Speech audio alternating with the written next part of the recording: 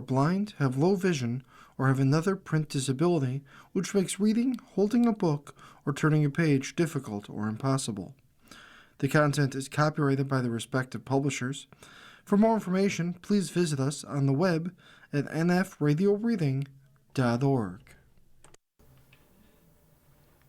Hello, this is Des, and for the next hour, I'll be reading from current issues of the Niagara Gazette on the Niagara Frontier Radio Reading Service. We will begin by reading from the Niagara Gazette's Friday, January 30th edition. I'll be reading the front page article titled Still Brewing. 7 Brews Niagara Falls location taking shape weeks ahead of opening by Robert Creenan.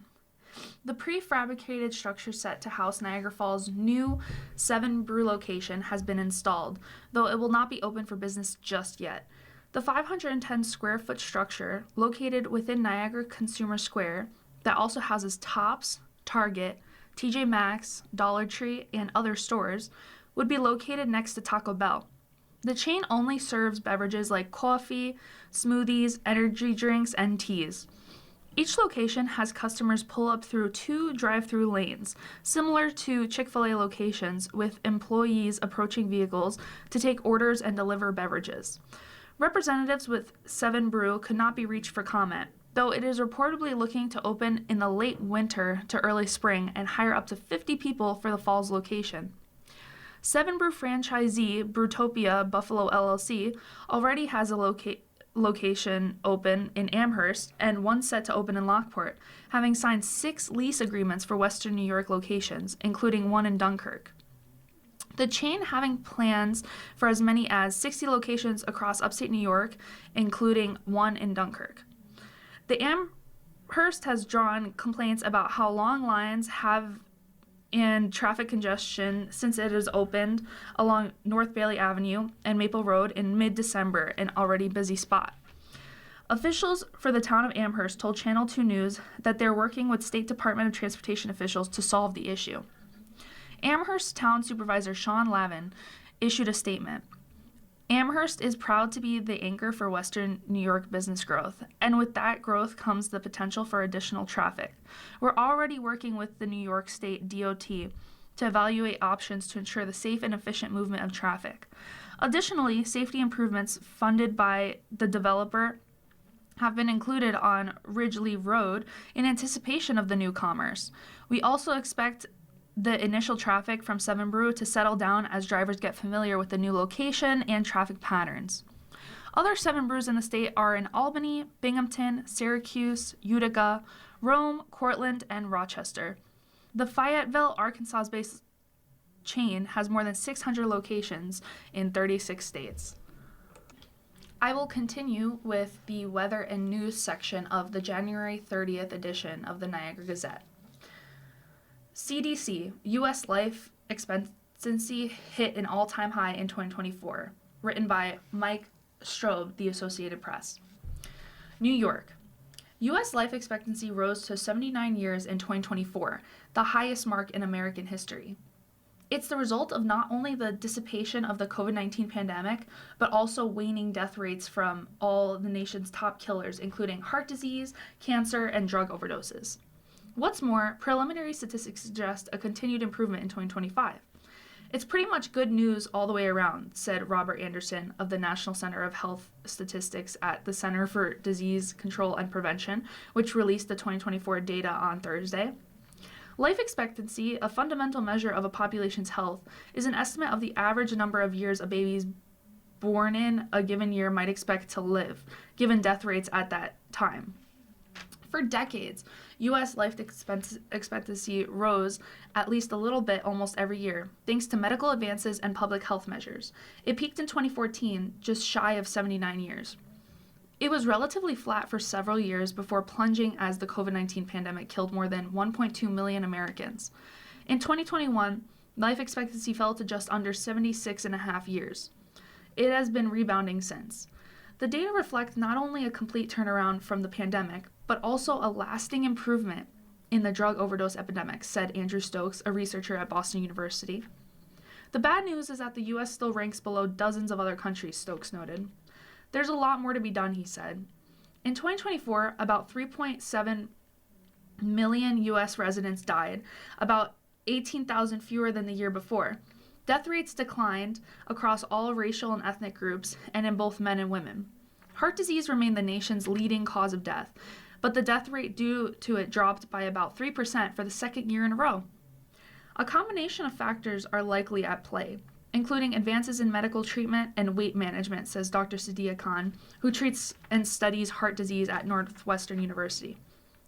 Deaths from unintentional injuries, a category that includes drug overdoses, fell the most, dropping more than 14% in 2024. COVID-19, which only a few years ago was the nation's number 3 killer in 2024, dropped out of the top 10. COVID-19's fall meant suicide moved into the top 10, even though suicides in 2024 declined. Homicides fell that year too, this week's report said. Death statistics for 2025 are not finalized, but preliminary data suggests around 3.05 million deaths have been recorded. That number may grow as more death certificates are rounded up and analyzed, but Anderson said he expects last year will end up at least a slight improvement over the 2024. We continue in the weather and news section with this short reading. Man impersonating an FBI agent tries to free Luigi Mangione by Michael R. Sisak, Associated Press. New York. A man claiming to be an FBI agent showed up to a federal jail in New York City on Wednesday night and told officers he had a court order to release Luigi Mangione, authorities said. He's now locked up there too. Mark Anderson, a 36-year-old Minnesota native who has a history of drug and other arrests and disclosed last year in court of papers that he suffers from mental illness, was arrested and charged with impersonating a federal officer in a foiled bid to free Mangione from the Metropolitan Detention Center. Mangione is being held at the notorious Brooklyn jail while awaiting state and federal murder trials in the killing of United Healthcare CEO Brian Thompson. A criminal complaint against Anderson did not identify the person he attempted to free. A law enforcement official familiar with the matter confirmed it was Mangione. The official was not authorized to speak publicly and did so on condition of anonymity. Anderson was held without bail after an initial appearance Thursday in Brooklyn federal court. He was not required to enter a plea. A day after getting stopped at the entrance, he is now jailed at the Metropolitan Detention Center, according to federal prison records. In a lawsuit last year alleging injuries from a fall at a city homeless shelter, Anderson said he has multiple disabilities and has been ruled by the Social Security Administration to be fully disabled because of mental illness. He said he had no money and said he received state and federal assistance. I will be reading from the local section of the January 30th edition of the Niagara Gazette. Work of child predator hunting group leads to guilty plea. Rochester man faces 10 years to life in prison for trying to have sex with 11 to 13-year-old girls, staff reports. Following the work of 2 local child predator hunting groups, a Rochester man has pleaded guilty to attempting to have sex with an 11-year-old girl and a 13-year-old girl. Tony Rodriguez, 40 years old, pleaded guilty before U.S. District Judge Meredith A. Vaca on Thursday to attempted enticement of a minor, which carries a mandatory minimum penalty of 10 years in prison, a maximum of life, and a fine of $250,000. Assistant U.S. Attorney Melissa M. Marangola, who handled the case, said that between February 26th and March 12, 2025, Rodriguez engaged in graphic sexual conversations online with a person he believed to be an 11-year-old girl. Rodriguez was, in fact, communicating with a member of the community group Predator Poachers. In addition to online conversations, Rodriguez also arranged a meeting with the 11-year-old girl in person to engage in sexual activity. He arranged for the 11-year-old to meet him at the Fairport Public Library on March 12, 2025. However, when Rodriguez arrived at the library, he was confronted by a Predator Poachers member and fled the library prior to the arrival of the police. On April 15, 2025, law enforcement responded to a residence in the town of Perryton and apprehended Rodriguez for attempting to meet a 13-year-old female to engage in sexual activities. In reality, the 13-year-old was a member of an unrelated community group called Child Predator Hunter. Rodriguez was taken into custody for the incident and arrested for the March 12, 2025 incident at the Fairport Library. U.S. Attorney Michael DiGiacomo, said the plea is the result of an investigation by the Monroe County Sheriff's Office, under the direction of Sheriff Todd Baxter, the Fairport Police Department, under the direction of Acting Police Chief Matt Weber, and the Federal Bureau of Investigation Child Exploitation Task Force, under the direction of Special Agent in Charge Philip Tejera. Sentencing is scheduled for May 28th before Judge Vaca. I will be reading from the local news section in the January 30th edition of the Niagara Gazette. NU, SUNY Niagara receive Mother Cabrini grants. Foundation awards $680,000 for various health nursing programs at schools and NFMMC by Robert Creenan. Niagara University, SUNY Niagara, and Niagara Falls Memorial Medical Center received a total of $680,000 from the Mother Cabrini Health Foundation for initiatives ranging from training nurses to providing maternal health. The foundation, the largest such organization focusing on the health and well-being of New Yorkers, granted $142 million towards 399 programs in late 2025 to support them for 2026. Both numbers are down from last year when $208 million was given to 529 programs. Niagara University received $400,000 for its Rural Maternal Health Project, which its nursing program looks to address rural maternal health disparities across Western New York. The university had received nearly $2.7 million in various grant funds over the years for health initiatives like its nurse workforce program and probation officer training. SUNY Niagara received $150,000 for its nursing program, mainly to get underrepresented students into the nursing profession. The Mother Cabrini website says this is the first grant they gave to the community college. Memorial received $130,000 for Phase 2 of its Connect the Underserved to Care from the Ground Up program, which it had received $100,000 from the Cabrini Foundation in 2024 for its first phase. The hospital has received $862,514 in total grants over the years, including more than $300,000 for its Guardian Angels program. Across Western New York, 35 programs were given a total of $11.5 million. The biggest awards this year were $1.1 million to the Mental Health Association of Erie County for a school social work program, $1 million to the Catholic Health Foundation for the Mercy Comprehensive Care Center, and $750,000 to St. Bonaventure University for a mobile health clinic. At a time when many families are being asked to do more with less, the foundation remains focused on showing up in tangible ways for people across New York, said Jennifer Balbach, the financial committee chair for the foundation's board. These investments prioritize everyday stability, from access to nutritious food and safe housing to mental care, and reflect our belief that long-term community well-being starts with practical people-centered support. I will now be reading from the In Brief section. Fifth Friday's return to Explore and More. M&T Bank and Explore and More will host the first M&T Bank Fifth Friday of 2026, which provides free admission and special programming to local families. The initiative returns during the museum's Creativity Week, focusing on literacy, science, technology, engineering, and the arts and mathematics, STEAM, and social emotional learning. From 11 a.m. to 3 p.m. today, families will have a variety of activities to participate in. Budget and Lego building challenge in the Tinkering Tank on the 3rd floor, math and games and crafts in the M&T Celebration Room on the 3rd floor, design a wallet and coin counting activity in the art studio on the 4th floor, the Very Hungry Caterpillar story time with fruit sampling in the cooking galley on the 4th floor. Guests are strongly encouraged to pre-register for free tickets at exploreandmore.org. That is exploreandmore.org, using special code FRIDAY. This program provides free admission for local children and their parents, guardians, adult family members, or child care providers.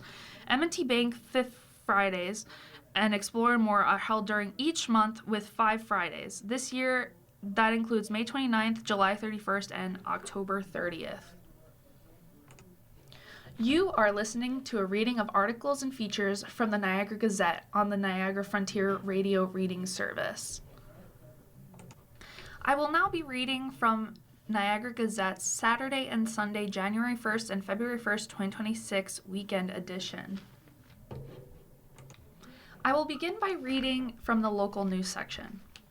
Catholic Charities details its work challenges in 2025. Saw a 7% decrease in people served through its programs, by Robert Creenan. Catholic Charities has released its 2025 report to the Western New York community, highlighting the work it has accomplished while dealing with changes in funding and client needs. Last year wasn't without its challenges as federal funding streams shifted, resulting in program interruptions and greater hardship for the most vulnerable populations we serve, said Chuck Hayes, Chief Communications and Development Officer for Catholic Charities. However, we adapted where needed, implemented forward-thinking strategies, and remained steadfast in our goal to meet clients where they are and help them to develop the tools or access the services needed for them to thrive.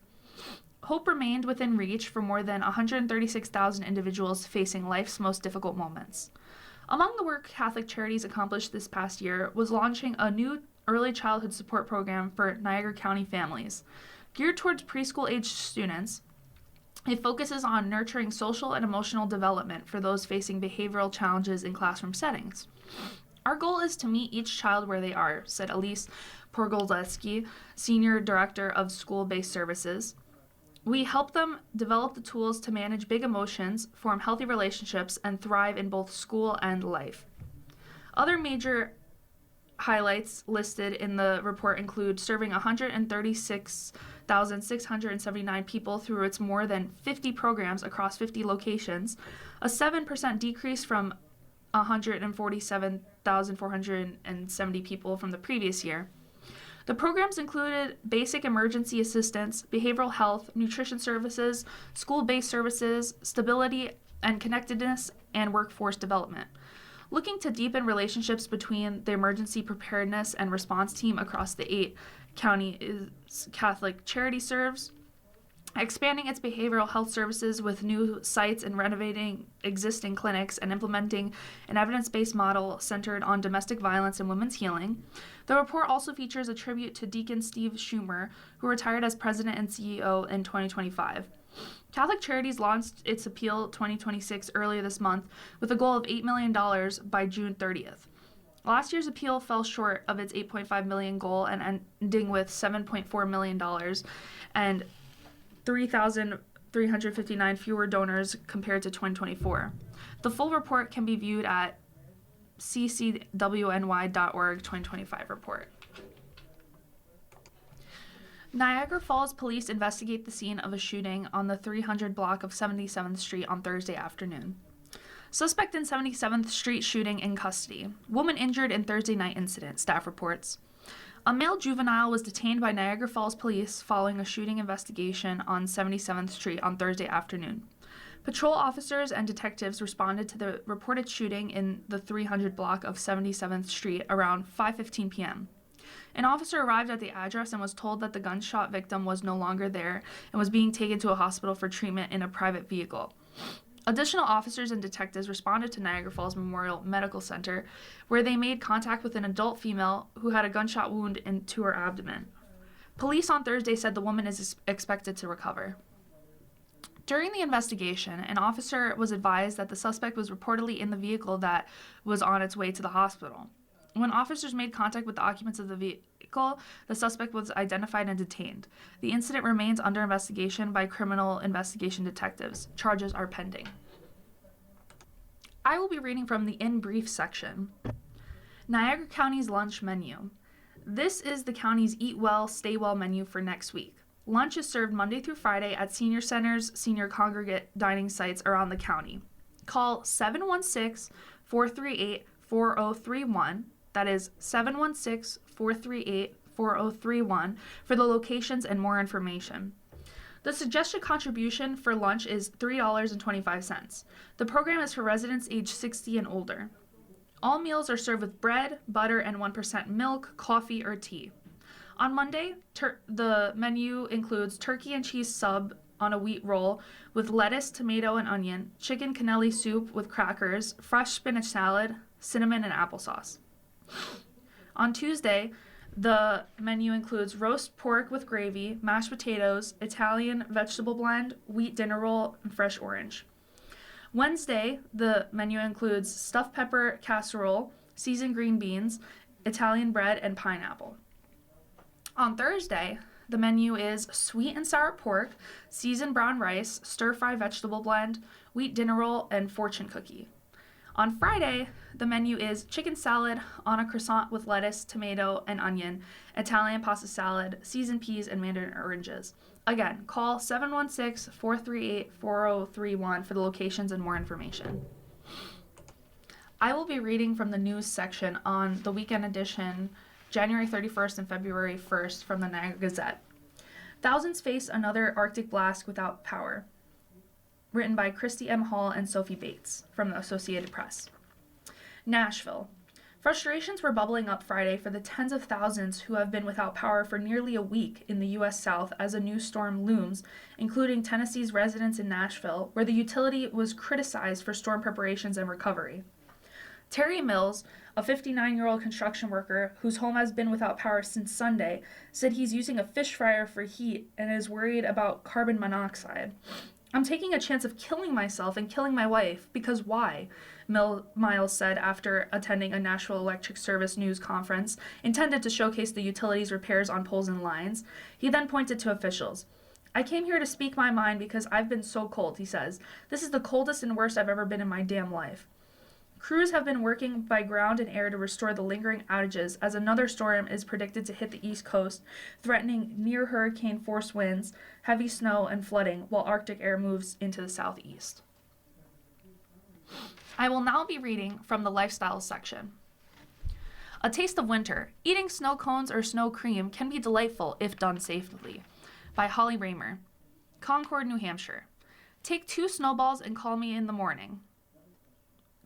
Dr. Sarah Crockett, who specializes in emergency and wilderness medicine, doesn't explicitly tell her patients at New Hampshire's Dartmouth Hitchcock Medical Center to swallow snow, but she often prescribes more time outside. If that time includes eating a handful of ice crystals straight or adding ingredients to make snow cones or other frozen treats, she's all for it. To stop and just be present and want to catch a snowflake on your tongue or scoop up some fresh, white, untouched snow that's collected during something as exciting as a snowstorm, I think there's space in our world to enjoy that, Crockett said. And while we need to make good choices, I think there are simple things that can bring joy. Getting outdoors to enjoy simple pleasures is unlikely to be front of mind for people in a 1,300-mile stretch of the United States where a massive weekend storm brought deep snow and bitter cold. Freezing rain and ice brought down power lines and tree limbs, leaving hundreds of thousands of homes without power or heating in the South, while snow upended road and air travel from Arkansas to New England. As the storm recedes, residents of lesser affected areas might be tempted to whip up bowls of quote-unquote snow cream, snow combined with milk, sugar, and vanilla, after seeing techniques demonstrated on TikTok.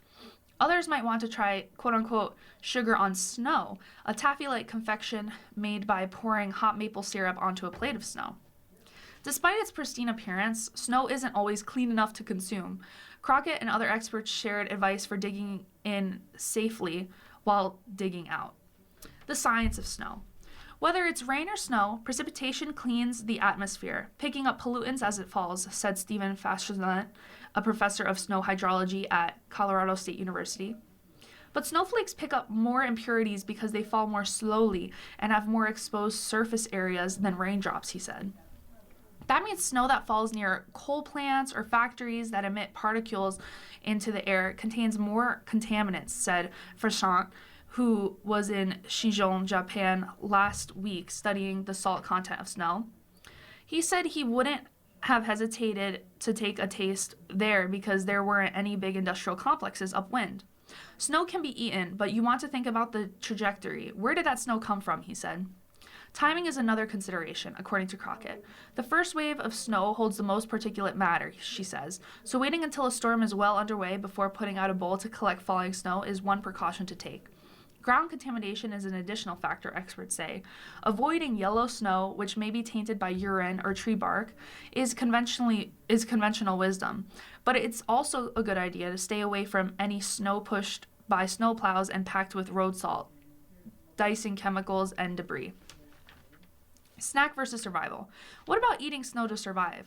Crockett, who oversees the wilderness medicine program at Dartmouth College's Jesus School of Medicine, says that's a bad idea. The energy it takes to melt snow in your mouth as you're eating it essentially counteracts the hydration benefit. Plus, it decreases your core body temperature and increases the risk of hypothermia.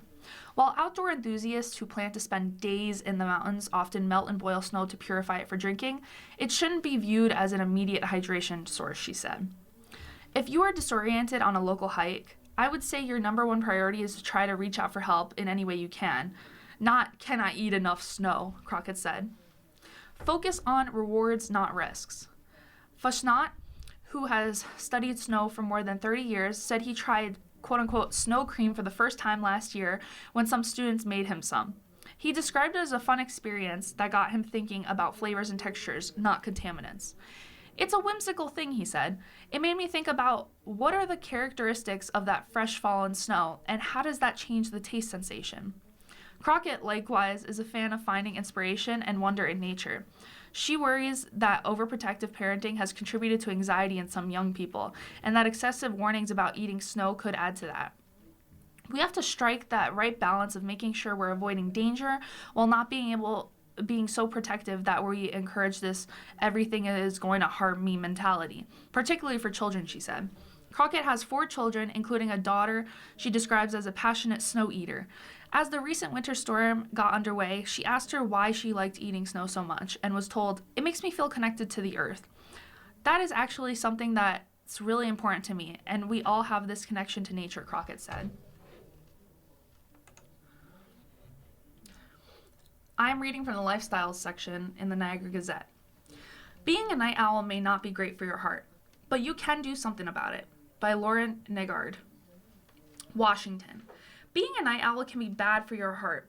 That may sound surprising, but a large study found people who are more active late at night, when most of the population is winding down or already asleep, have poorer overall heart health than the average person. It is not like that night owls are doomed, said researcher fellow Sina Kiarnersi of Brigham and Women's Hospital and Harvard Medical School, who led the study. The challenge is the mismatch between your internal clock and typical daily schedules. That makes it harder to follow heart-healthy behaviors. And that's fixable, added Kiarnersi, who describes himself as sort of a night owl who feels a boost in my analytical thinking after about 7 or 8 at night. Heart disease is the leading cause of death in the U.S. The American Heart Association has a list of 8 key factors that everyone should heed for better heart health.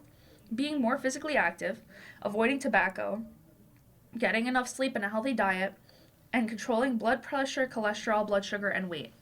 Where does being a night owl come in? That has to do with the body's circadian rhythm, our master biological clock. It follows a roughly 24-hour schedule that regulates not just when we become sleepy and when we're more awake, but also keeps organ systems in sync, influencing things like heart rate, blood pressure, stress hormones, and metabolism. Everyone's circadian rhythm is a little bit different.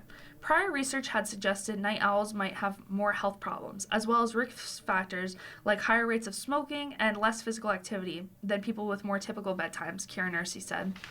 To learn more, Kiarnersi's team tracked more than 300,000 middle-aged and older adults in the UK Biobank, a huge health database that includes information about people's sleep-wake preferences. About 8% of those people classified themselves as night owls, more active physically and mentally in the late afternoon or evening, and up past most people's bedtime. About a quarter were early birds, most productive in the daylight hours, and likewise early to bed. The rest were average, somewhere in the middle. Over 14 years, the night owls had a 16% higher risk of a first heart attack or stroke compared to the average population, the researcher found. The night owls, especially women, also had overall worse cardiovascular health based on meeting the Heart Association's 8 key factors, the researchers reported Wednesday in the Journal of the American Heart Association. Unhealthy behaviors, smoking, insufficient sleep, and poor diet appear to be the main reasons. It comes down to the problem of a night owl trying to live in a morning person's world. They're getting up early for work because that's when their job starts, but it might not align with their internal rhythm, said Kristen Knudsen of Northwestern University, who led recent Heart Association guidance on circadian rhythms, but wasn't involved in the new study. That affects more than sleep. For example, metabolism fluctuates throughout the day as the body produces insulin to turn food into energy. That means it might be harder for a night owl to handle a high-calorie breakfast eaten very early in the day during what normally would still be their biological night, Knudsen said. If they're out late at night, it can be harder to find healthy food choices. As for sleep, even if you can't meet the ideal of at least 7 hours, sticking to a regular bedtime and wake time also may help, she and Kiernercy said.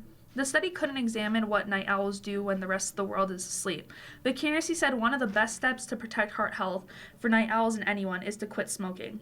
Focus on the basics, not perfection, he said again, advice that's good for everyone. You are listening to a reading of articles and features from the Niagara Gazette on the Niagara Frontier Radio Reading Service.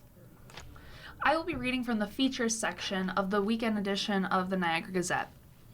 Unusual place names in Lockport.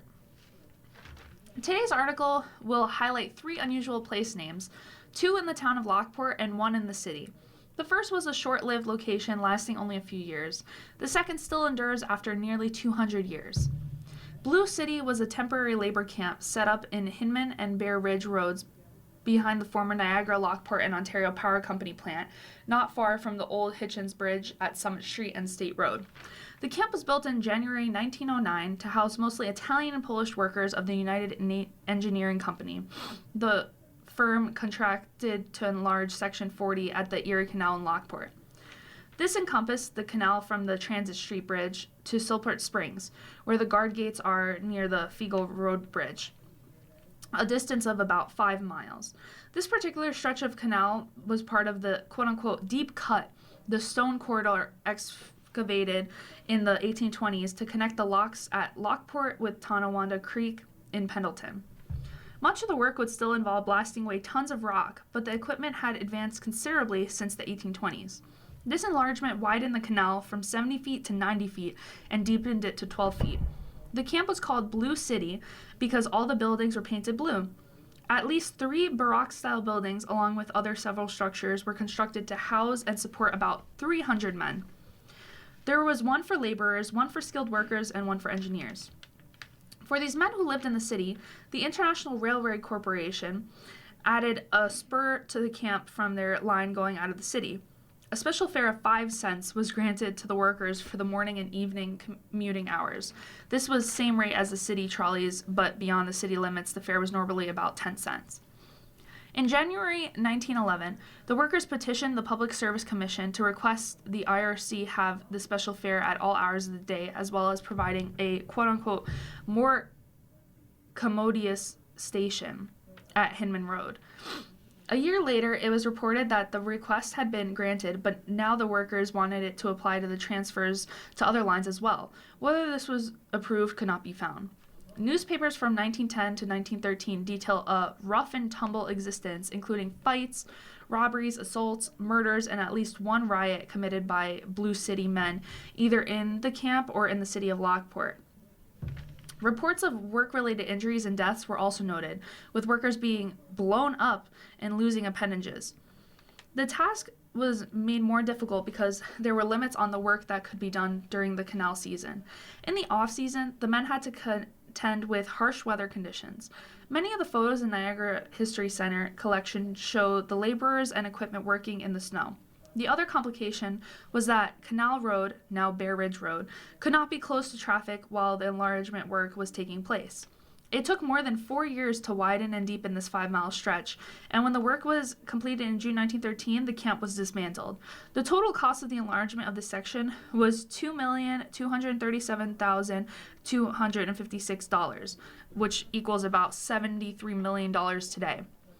Other place names, such as Rattlesnake Hill, were apartments 200 years ago when there was an abundance of those reptiles in that area. Due to Lockport being on the Niagara escarpment, there are several other places with the word hill in the city. Deport Hill and Factory Hill both refer to the northern end of Washburn Street, where it meets Union Street. These names need no explanation, but what about Pioneer Hill? Except for those who grew up in that section of the city, some people may not know the origin of that name. In 1823, a young man named John Gooding came from Rochester to the small but booming village of Lockport and bought a large tract of land on the northern edge bordering on the brink of Niagara Escarpment. A few years after moving to Lockport, Gooding, who was a deacon in the Presbyterian Church, was outraged to learn that stagecoaches not only operated on Sundays, but also delivered mail for the U.S. Post Office on the Sabbath.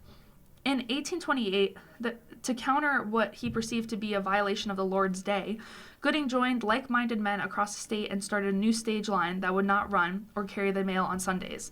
Called the Pioneer Lane, the service operated between Albany and Buffalo 6 days a week.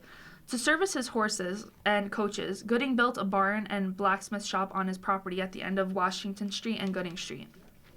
The area began known as Pioneer Hill because of the stage line that stopped there, and Gooding was known as the Deacon of Pioneer Hill. During the first year, Gooding's stage line competed favorably with other stages, but when the Pioneer line bid on the U.S. mail contract and lost to another line that operated on Sundays, it became obvious that many people were not prepared to give up their Sunday mail or the convenience of traveling on that day. After 2 years of operation, the Pioneer line was abandoned. Gooding left Lockport, New York for Lockport, Illinois in 1838 and died there in 1840. His sons remained here and eventually started the Gooding Printing Company that has been in existence since 1876. Almost 200 years after Gooding left, his Pioneer Hill is still identified as a distinct part of the city of Lockport. And then there is Shooktown. There are two theories as to the origin of the name of this area of Akron Road between East High Street and Lincoln Avenue at Bow Miller Road. The one most people adhere to is that it was derived from several Shook families that were early settlers on the involved roads. Former town of Lockport historian Larry Hasseley has done extensive research on those families and their connection to that area. A copy of his article about Shooktown is available by contacting the History Center. The other proposed theory is that Shooktown is derived from the word shook, referring to the wooden parts needed to assemble a barrel. Although there were coopers on Akron Road, they appear on the maps later that the shooks coopers were found in most communities as barrels and casks were used for various purposes by many people at the time. So it would not have been unusual for the Akron Road area to have had one or more of these tradesmen. Perhaps it was a coincidence that the surname and the term could both be attached to that area. I will be reading from the news and obituaries section of the weekend edition of the Niagara Gazette. Catherine O'Hara, Emmy-winning comedian, dies at 71, by Andrew Dalton and Jocelyn Novak.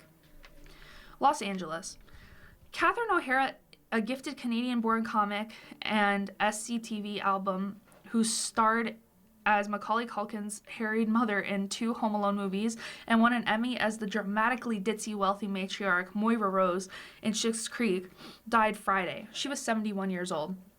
O'Hara died at her home in Los Angeles following a brief illness, according to a statement from her agency, Creative Arts Agency. Further details were not immediately available. O'Hara's career was launched at the Second City in Toronto in the 1970s. It was there that she first worked with Eugene Levy, who would become a lifelong collaborator, and her Schitt's Creek co-star. The two would be among the original cast of the sketch show SCTV, short for Second City Television. The series, which began on Canadian TV in the 1970s and aired on NBC in the US in the early 80s, spawned a legendary group of esoteric comedians, including Martin Short, John Candy, Andrea Martin, Rick Moranis, and Joe Flaherty. Hollywood didn't entirely know what to do with O'Hara and her scattershot style. She played oddball supporting characters in Martin Scorsese's 1985 After Hours and Tim Burton's 1988 Beetlejuice, a role she would reprise in the 2024 sequel. She played it mostly straight as a horrified mother who accidentally abandoned her child in the 2 Home Alone movies. The films were among the biggest box office earners in the early 1990s, and their charisma setting made them TV perennials. Her co-star Culkin was among those paying her tribute Friday. Mama, I thought we had time, Culkin said on Instagram alongside an image from Home Alone and a recent recreation of the same pose. I wanted more. I wanted to sit in a chair next to you. I heard you, but I had so much more to say. I love you. I'll see you later. O'Hara would find her groove with the crew of improv pros brought together by Christopher Guest for a series of mockumentaries that began with 1996's Waiting for Guffman and continued with 2000's Best in Show, 2003's A Might Wind, and 2006's For Your Consideration. Best in Show was the biggest hit and best remembered film of the series. It sees her paired as Levy's wife as the couple Jerry and Cookie Fleck take their Norwich Terrier to a dog show and constantly run into Cookie's former lovers along the way. Schitt's Creek would be a career-capping triumph and the perfect personification of her comic talents. The small show created by Levy and his son Dan about a wealthy family forced to live in a tiny town would dominate the Emmys in its sixth and final season. It brought O'Hara, always a beloved figure, a generation of fans, and put her at the center of cultural attention. She told the Associated Press that she pictured Moira, a former soap opera star, as someone who had married rich and wanted to remind everyone that she was special too. With an exaggerated mid-Atlantic accent and obscure vocabulary, Moira spoke unlike anyone else, using the words like frippit, pettifogging, and Unisanus to show her desire to be different, O'Hara said. To perfect Moira's voice, O'Hara would pore through old vocabulary books, Moirizing the dialogue even further than what was already written. The show also brought a career renaissance that led to a dramatic turn on HBO's The Last of Us and a straight-laced role as a Hollywood producer in The Studio, both of which earned her Emmy nominations. She is survived by her husband, Bo Welch, sons Matthew and Luke, and siblings Michael O'Hara, Mary Margaret O'Hara, Maureen Jolly, Marcus O'Hara, Tom O'Hara, and Patricia Wallace. DOJ opens federal civil rights probe into the death of Alex Preddy by Michael Bissecker and Rebecca Santana, Associated Press. Washington. The Justice Department has opened a federal civil rights investigation into the death of Alex Preddy, into the shooting of Alex Preddy, the Minneapolis resident killed Saturday by Border Patrol officers, according to Deputy Attorney General Todd Blanche. We're looking at everything and would shed light on that day, Blanche said during a media conference on Friday. The Department of Homeland Security also said Friday that the Federal Bureau of Investigation will lead the federal probe. Homeland Security Secretary Kristi Noem first disclosed the shift in which agency was leading the probe during a Fox News interview Thursday evening. Her department said earlier this week that Homeland Security Investigations, a unit within the department, would be heading the investigation. We will continue to follow the investigation that the FBI is leading and giving them all the information that they need to bring that to conclusion and make sure that the American people know the truth of the situation and know we can go forward and continue to protect American people, Noem said, speaking to Fox host Sean Hannity. Homeland Security spokesperson Tricia McLaughlin confirmed Friday that the FBI will lead the Preddy probe and the HSI will support them. Separately, Customs and Border Protection, which is part of DHS, is doing its own internal investigation into the shooting, during which two officers opened fire on Preddy. DHS did not immediately respond to questions about when the change was made or why. The FBI did not immediately respond to a request for comment. It was also not immediately clear whether the FBI would now share information and evidence with Minnesota state investigators, who have thus far been frozen out of the federal probe. In the same interview, Noem appeared to distance herself from statements she made shortly after the shooting, claiming Preddy had brandished a handgun and aggressively approached officers. Multiple videos that emerged of the shooting contradicted that claim, showing the intensive care nurse had only his mobile phone in hand and officers tackled him to the ground, with one removing a handgun from the back of Preddy's pants as another officer began firing shots into his back. Preddy had a state permit to legally carry a concealed firearm. At no point did he appear to reach for it, the video showed. I know you realize that situation was very chaotic and that we were being relayed information from on the ground from CPB officers and that were there, Noem said during the interview with Hannity on Thursday. We were using the best information we had at the time, seeking to be transparent with the American people and get them what we knew to be true on the ground. The change comes after two other videos emerged Wednesday of an earlier altercation between Preddy and a federal immigration officer 11 days before his death. You are listening to a reading of articles and features from the Niagara Gazette on the Niagara Frontier Radio Reading Service. I will now be reading from the Niagara Gazette's Tuesday, February 3rd edition. I will be reading the front page article, "There's No Escaping Punxsutawney Phil's Chilly Shadow." Famed groundhog predicts 6 more weeks of wintry weather, by Mark Scolforo, Tasani Vejpogonza, and Kathy McCormick, Associated Press, in Punxsutawney, Pennsylvania.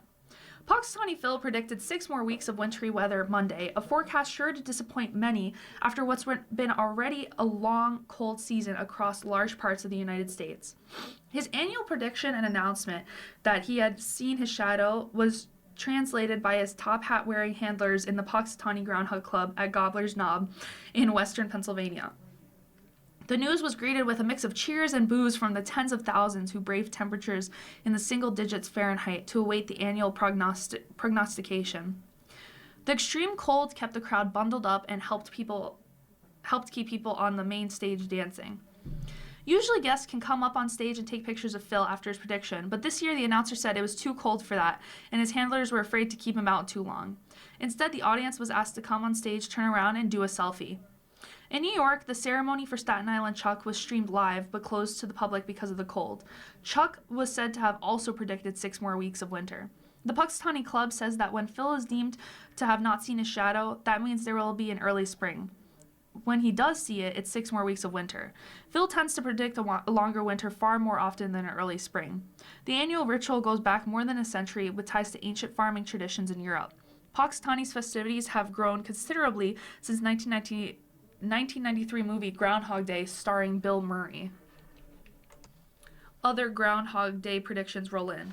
Phil isn't the only animal being consulted for long-term weather forecasts on Monday. There are formal and informal Groundhog Day events in many places in the US, Canada, and beyond. Michael Venos, who tracks Groundhog Day predictions at countdowntogroundhogday.com, said the early results Monday indicated a split verdict, 25 for winter and 22 for spring. That's just the start, Venos expects to tally about 100 events. Agreeing with Punxsutawney Phil that more winter weather is on the way this year have been Buffalo Bert, a New York groundhog, and groundhog mascot Dover Doug in Pennsylvania. Also in the more winter camp were that dog named Gidget, a Havanese in New York, and Possum Birmingham Jill in Alabama. In Georgia, General Beauregard Lee waddled outside and tried to get into the hollow part of a log before an announcer proclaimed that he had seen a shadow, prompting groans from the crowd at the Dosset Trails Nature Center southeast of Atlanta. Those predicting an early spring include groundhogs Buckeye Chuck in Ohio, Fig Newton in North Carolina, and Shubencotti Sam in Nova Scotia, along with Benny the Bass, a fish in Ohio, and Pennsylvania ferret Giuseppe. A crowd cheered in Albertville, Alabama, when Sam Mountain Sam, a possum, who's said to have predicted an early spring. Sam arrived for his annual forecast carried in a whiskey barrel pulled by a convoy of wagons and horses. Thousands braved cold weather to see Punxsutawney Phil. Lisa Gibbon of Pittsburgh was at her 10th Groundhog Day in Punxsutawney, wearing a lighted hat that resembled the tree stump from which Phil emerged shortly after daybreak. "Oh man, it just breaks up the old doldrums of winter," said Gibson, accompanied by her husband, dressed up as Elvis Presley, and teenage daughter. "It's like Halloween and New Year's Eve all wrapped up into one holiday." Groundhog Day falls on February 2nd, the midpoint between the shortest, darkest day of the year on the winter solstice and the spring equinox. This time of year also figures in the Celtic calendar and the Christian holiday of Candlemas. Rick Seeger, Pennsylvania's Secretary of Community and Economic Development, said the outdoor thermometer in his vehicle read about 4 degrees Fahrenheit, which is about minus 15 degrees Celsius, on his way to Gobbler's Knob. "I think it's just fun, folks having a good time," says Seeger, attending his 4th straight Groundhog Day in Punxsutawney. "It brings people together at a challenging time. It is a unifying force that showcases the best of Pennsylvania, the best of Punxsutawney, this area." Last year's announcement was 6 more weeks of winter, not much of a surprise during the first week of February. His handlers assist Phil's groundhogese of winks, purrs, chatters, and nods are being interpreted when they relate the meteorological marmots, muses, about the days ahead.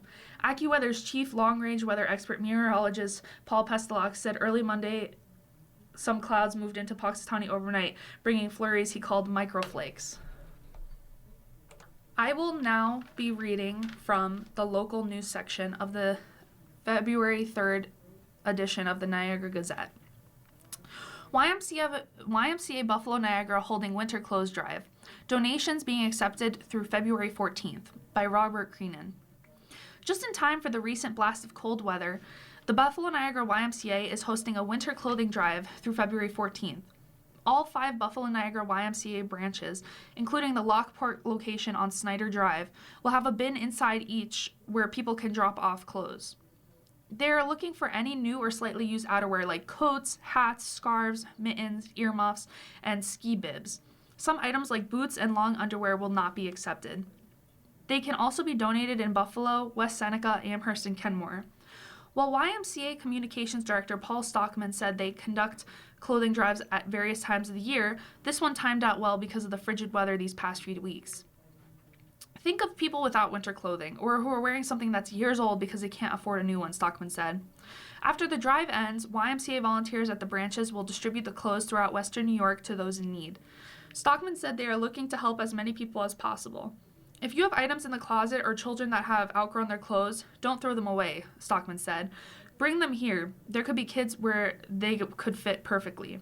Those looking for more information can contact Stockman at 678-232-5919 or psstockman@ymcabn.org. The phone number was 678-232-5919.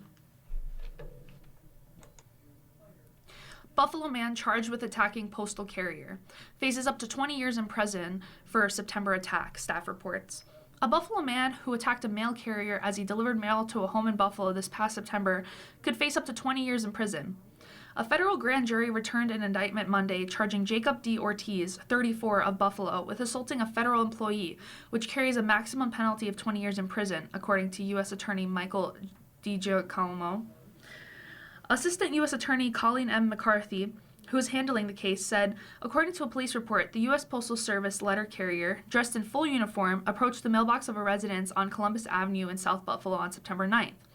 Ortiz exited the residence, and the letter carrier said they believed he was a resident coming to get his mail. However, without warning or provocation, Ortiz lunged towards the letter carrier and began punching him in the face and head with his fists. The letter carrier suffered cuts, bumps, and bruises to his face, behind his left ear, on the back of his head, on his left elbow, and below his right knee. Monday's indictment is the result of an investigation by the U.S. Postal Inspection Service Boston Division under the direction of Acting Inspector in Charge Nicholas J. Buccigarelli. I will be reading from the opinion section in the Niagara Gazette on the February 3rd edition. Racism and bigotry leading up to World War II. Commentary provided by Matthew G. Masiello. Editor's note. This is the latest in a series of articles featuring excerpts from the book American Solidarity 2026, The Message from History, A Call to Action by pediatrician and public health practitioner Dr. Matthew G. Masiello. By the 1930s, America's dirty laundry was becoming visible worldwide. American racism, lynchings, and the desire to build a better, healthier white population drew Hitler's attention. The United States was labeling newly arrived immigrants as unwelcome and un-American, and Germany was growing frustrated with the burdens imposed by the post-World War I Treaty of Versailles. A charismatic Hitler rose to power and rallied many of his compatriots. He believed the Jews were at the root of Germany's decline. James Q. Whitman, the Ford Foundation professor of comparative and foreign law at Yale University, shares his insights in his 2017 book, Hitler's American Model, The United States and the Making of the Nazi Race Law.